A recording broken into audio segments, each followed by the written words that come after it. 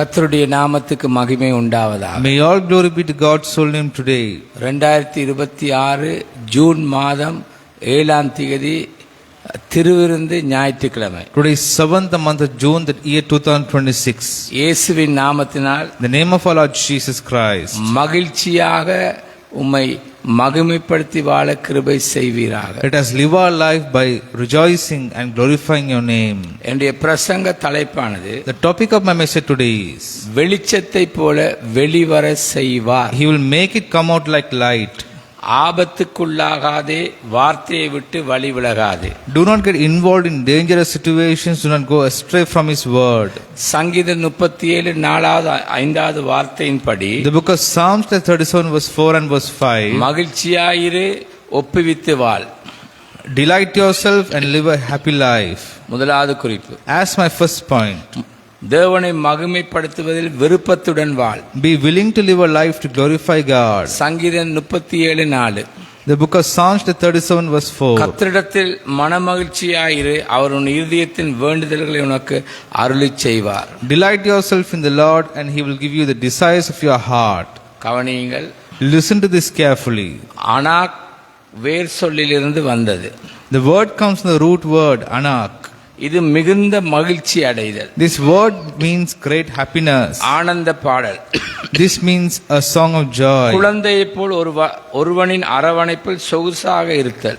It is just like a child feeling comfortable when it is cuddled. அவரோடுள்ள உறவை முழு மனதோடு ரசித்து மகிழ்தல். It's enjoying the relationship we have with Him.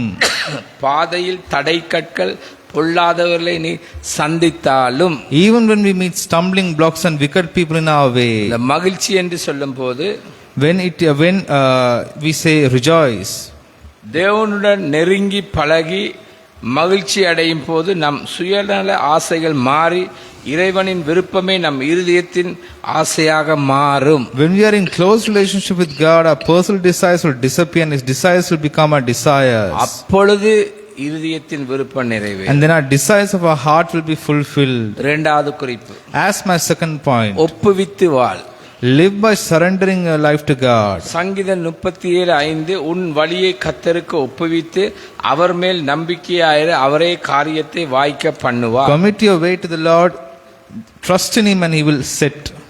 உன் வழியை ஒப்புவி என்று சொல்லும் போது, When we say that we have to surrender our life to God, தேவனிடத்தில் உருட்டி விடு. and we have to surrender to Him, அதாவது நம்பிக்கையோடு சரண் புகுதல். and we have to surrender to Him with faith. அதாவது குழந்தை முழுமையாக பெற்றோரை சார்ந்திருப்பது போல் நாமும் முழுமையாக சார்ந்திருத்தல். That is, as a child who is fully dependent on his parents has become completely dependent on Him. அப்பொழுது எங்களுடைய நன்மைகள் கிருபைகள் வெளிச்சத்தை போல் வெளிவர செய்வார். And He will make our goodness and blessings come out like light in our life. இயேசுவின் நாமத்தினால் கிறிஸ்தவர்களாகிய நாங்கள், ஆண்டவரே, அந்த மகிழ்ச்சி என்பது, அந்த மகிழ்ச்சி உம்முடைய ஆழமான வார்த்தையில் புரிந்து உம்மிடத்தில் எங்களுடைய பாரங்களை ஒப்புவித்து உருட்டிவிட்டு நீர் சுமந்து உம்முடைய மகிமையை காண கிருபை செய்வீராக. We as a Christian in our life, let us understand the song of joy. Let us surrender to Him with faith and let us completely depend on You, Father. இயேசுவின் நாமத்தில். In the name of our Lord Jesus Christ. Amen, amen, amen. Amen, amen, amen. கர்த்தர் தாமே உங்களை ஆசீர்வதிப்பாராக. May God bless you abundantly.